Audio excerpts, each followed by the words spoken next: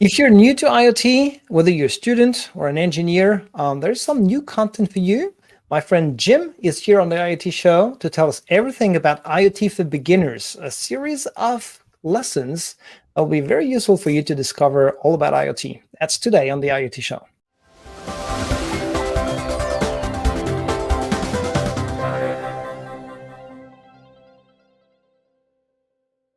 Hi, everyone. Thanks for tuning in for the IoT Show. I'm Olivier, your host. Today, I have my friend Jim with me to talk about IoT for beginners, which is, as you'll understand really rapidly, very useful for learning IoT. Jim, how are you? I'm good. How's it going? I'm great. I'm fantastic. I was joking around because I was in a different space-time dimension doing some TinyML stuff just before joining this call. I know you're doing a lot of that as well, IoT-related stuff. Jim, what is it exactly that you're doing at Microsoft? What is your role? Why are you tinkering with IoT devices? Yeah, so my job is I'm a education cloud advocate, which basically means it's my job to help anybody in the education space be successful with Microsoft technologies, specifically around IoT. So whether you're a student, an educator, a TA, a boot camp, anybody who's involved in either teaching or learning, I'm here to help. Nice. But besides loving Star Wars and Legos, right, because you have behind you, you also have a nice shirt, but we don't see the whole message. So you have to show us the shirt. Sugar and spice and human rights. Okay. It's what women should be made of. Sugar and spice and human rights. I love that. I love that. Okay, so you've been super busy recently. So addressing students, helping them understand or get to know Microsoft technologies, or in general, IT technologies and cloud technologies, and helping them ramp up and so on. You're here to tell us all about the IoT for beginners courseware. So first, why? Why did we need to have this IoT courseware that you've been working on with a team?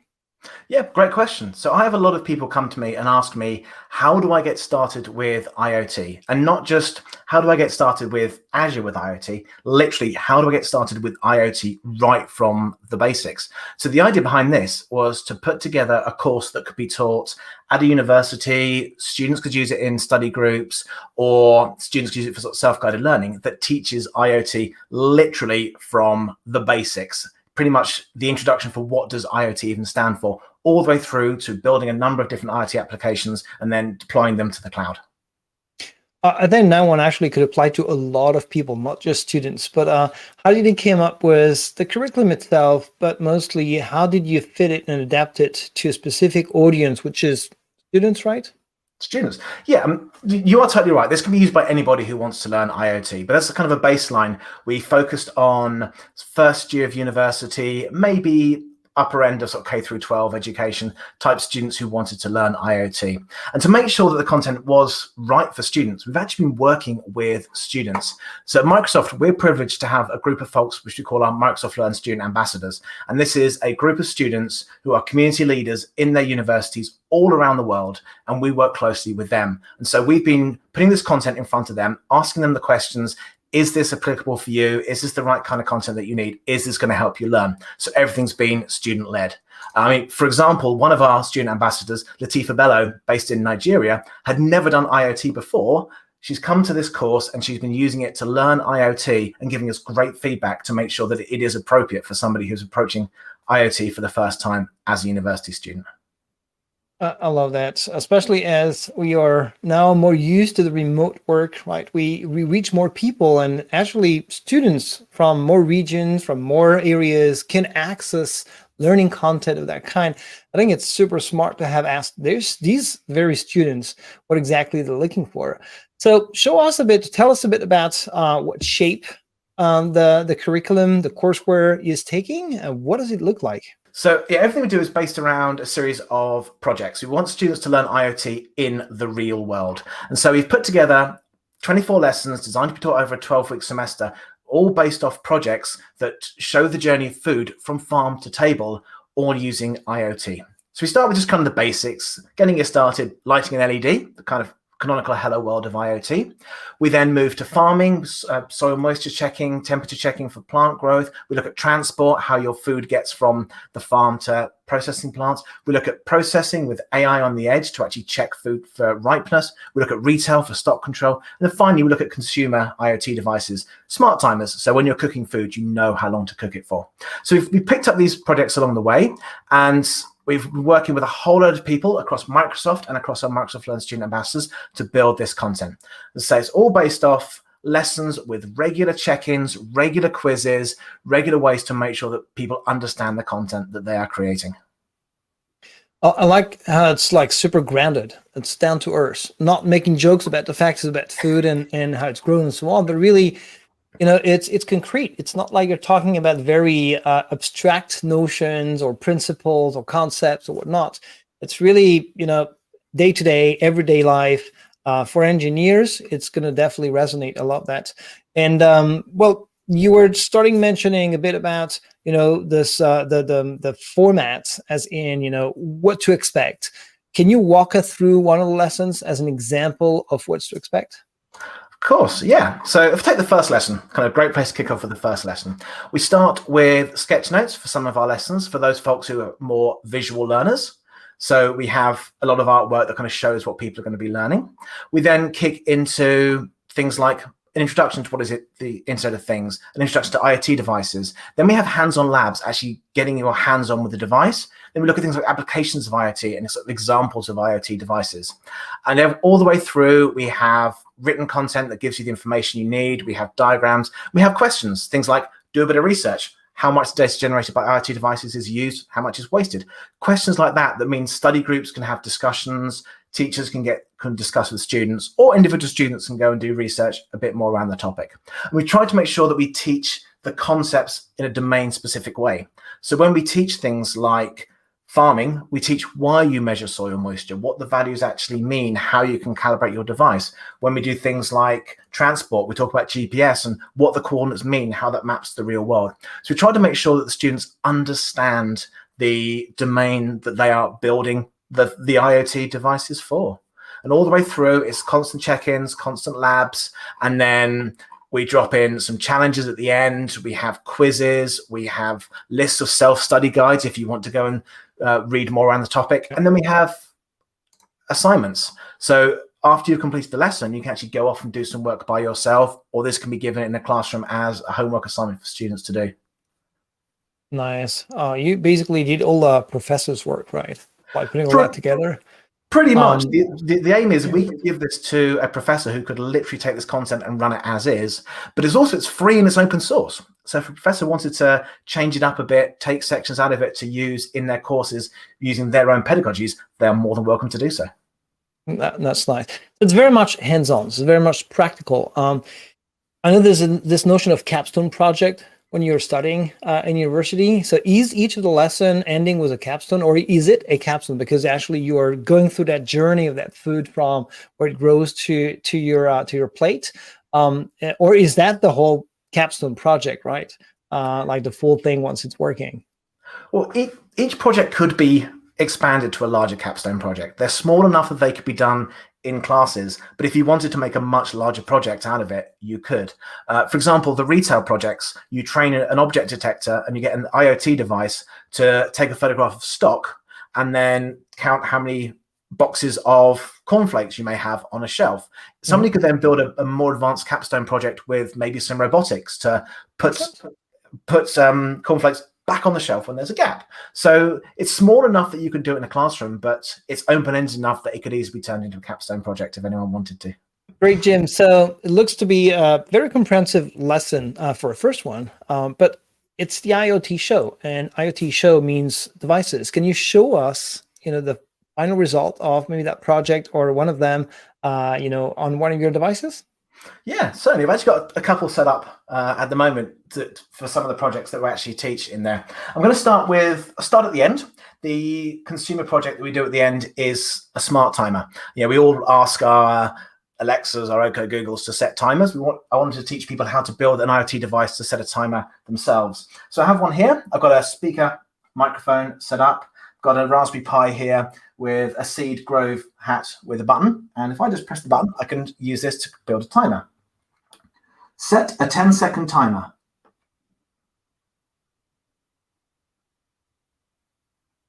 Ten-second timer started.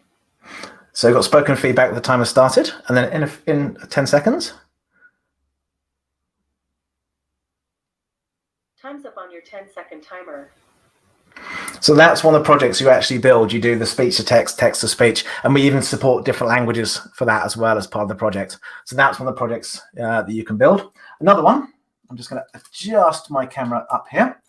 This is kind of going back to the start. It's the digital agriculture idea, the farm side of things. And then what's important with farming is having the right amount of moisture in the soil. Your plants need to be not too wet, not too dry. So I've got a WIO terminal from Seed Studios here, connected to a capacitive soil moisture sensor, tucked away in my chili plant, and then a relay. And this, you could connect this to a pump.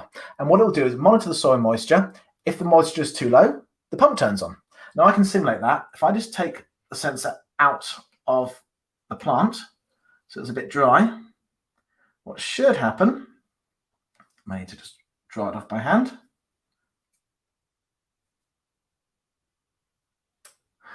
See, it's clicked. I don't know if you can see that. The light flash. That was the relay kicking in as it starts to pick up the lower moisture levels. And then if I drop that back in there, it goes off. So that's kind of the basics of an automated watering system. Measure the soil moisture. If it's too low, turn on a relay. It turns on a water pump. Obviously, I don't have a water pump here because, knowing my luck, I'd end up spraying myself or wrecking my computer. You don't want to do that. I don't want to do that, no. Exactly not. Yeah. So that seems to be indeed pretty practical and concrete. Touching the hardware, implementing the solution, and bringing it up to life. That's pretty great. Yeah, we try to make sure they're fun projects that everybody can do. They can get hands-on. They can build something that is very similar to what you get in the real world, just in a small prototype scale on their desk with an IoT device. That makes sense. So once again, it's super practical. So that means that practicality when it comes to IoT go through hardware, devices, sensors. This is not something that is usually available everywhere and for everyone. So what's your trick here when it comes to the hardware? Yeah, hardware is always a hard one with IoT. Nobody necessarily wants to spend too much money. Universities, colleges, they're kind of limited in their funds. Some have got the cash to buy the hardware they need. Some don't. If you're a student investigating, you may not even want to spend money until you've had a bit of time to get used to it. So we've decided to offer multiple options for those who want hardware and those who don't. We've gone down the Arduino route for those who are interested in microcontroller hardware, Raspberry Pi route for those who are interested in using single board Linux computers, or we've also support virtual hardware. So from an actual hardware point of view, if you wanted to buy the hardware, we've been working with our partners at Seed Studios to make it kind of a one-click purchase where you better go onto their website, go to the IT for Beginners kit, choose whether you want the Arduino kit based off a WIO terminal or a Raspberry Pi kit, and literally just click how many you want and click buy. So it makes it very seamless for professors, study groups to buy hardware in bulk. But if you decide you don't want hardware, we use this project called Counterfeit, which is fake IoT hardware. And this allows you to define IoT sensors and then write code against these as if you were writing IoT code in Python on a Raspberry Pi, but you write it on your local machine, and you've got a whole lot of simulated sensors. You can connect a camera sensor up. You've got it here connected to my webcam. You can connect soil moisture sensors, buttons, LEDs, relays. You can put in the values you want the sensor to return and see the results coming back. So this way, you can literally do the entire course from end to end without buying any hardware.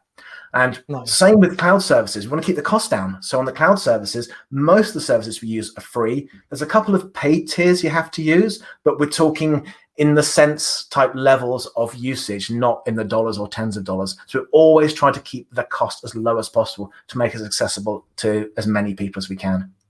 That makes sense. And I would assume that because we're Microsoft, these cloud services are Azure based, right? They are hosted there, but the concepts are the same.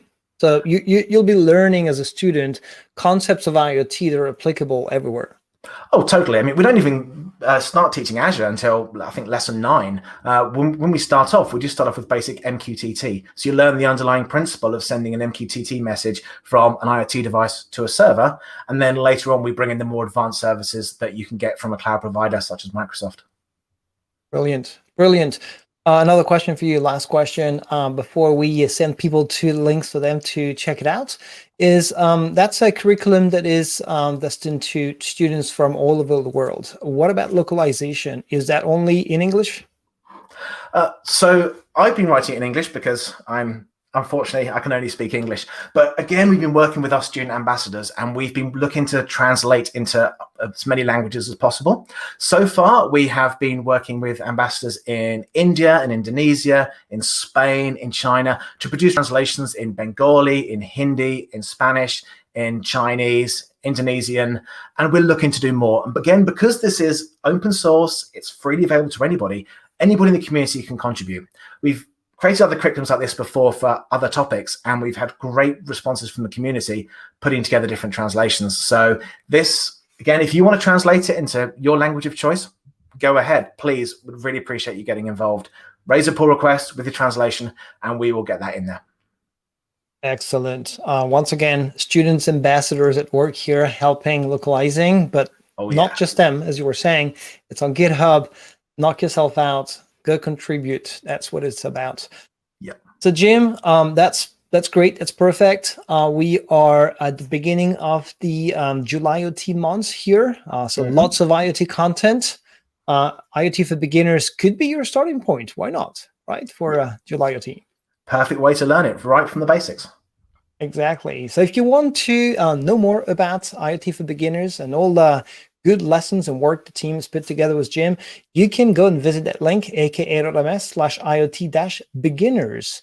And hope you'll enjoy the content, Jim. Looking forward to see you back. I want to see one of these Lego or Star Wars robots moving, on some waving, in front of a little device or something. I don't know. We'll figure something out, right? Well, I mean, some of our MVPs have wired up the Azure Percept to some of this Lego kit that I've got up here. So, maybe I could connect R2D2 to a Percept device and get it rolling around. You said it. Love it. Awesome, Jim. Looking forward to that episode with you. Everyone, thanks for watching the IoT Show. Hope to see you soon. Bye-bye. Bye.